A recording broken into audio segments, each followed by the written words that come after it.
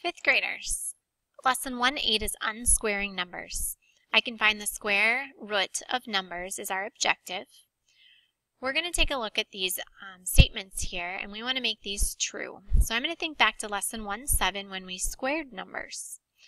I know when I square a number, I find a number times itself, and that gives me a product. And remember, that product is called a square number. So for the number 4, I know that 2 times 2 equals 4. For 81, what number times itself gives me 81? Well, 9. 9 squared, remember that's what this 2 means, 9 squared equals 81.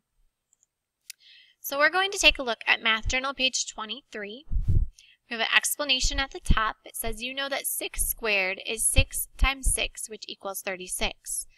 The number 36 is called the square or square number. If you unsquare 36, the result is 6.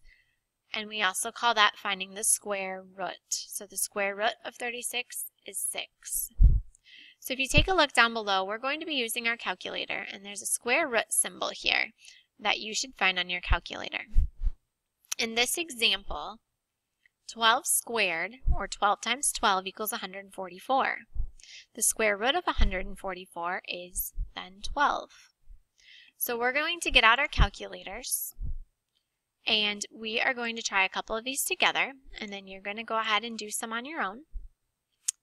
All right, the first problem for letter A, we need 225.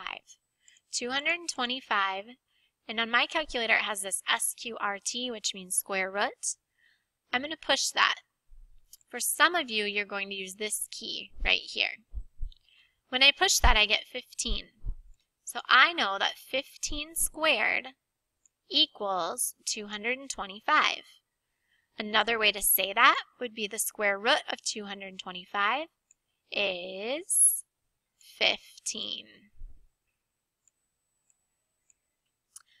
All right, let's take a look at letter B. 729, if I were to find the square root, is 27. So if I just want to double check this, make sure I'm doing it correctly, I can type in 27 squared using that exponent key, and I get 729 as my product. So I know that this is correct. If I were to find the square root then of 729, we did that and we found it was 27. So 27 goes here also. Okay, and you're going to go ahead and continue with the rest of those problems and then move on to number 2. So let's take a look at number 2.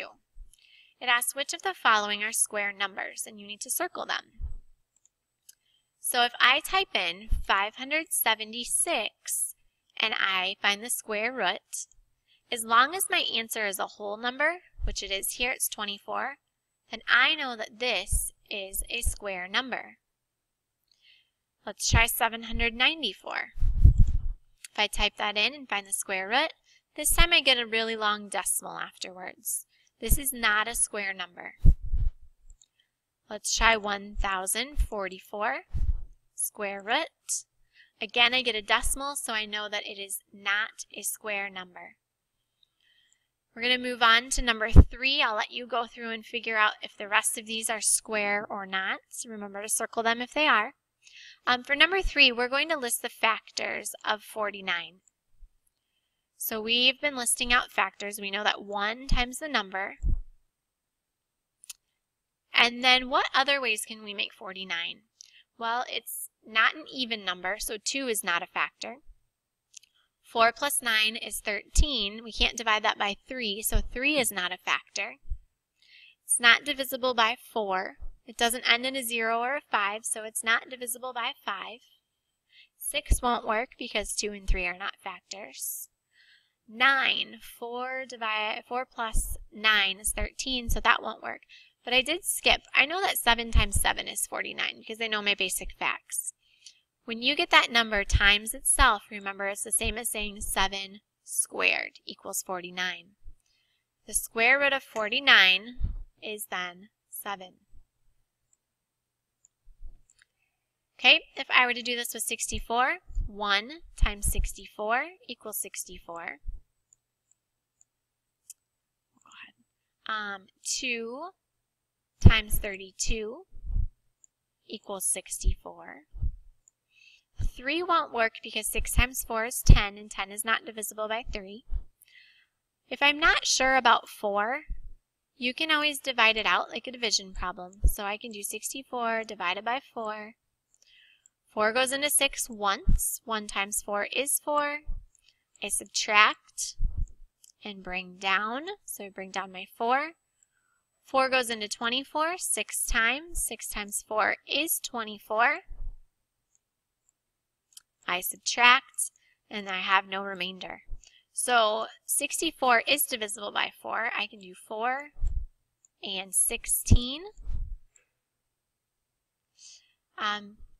5 will not work because it doesn't end in a 0 or a 5. 6 will not work because 3 was not a factor.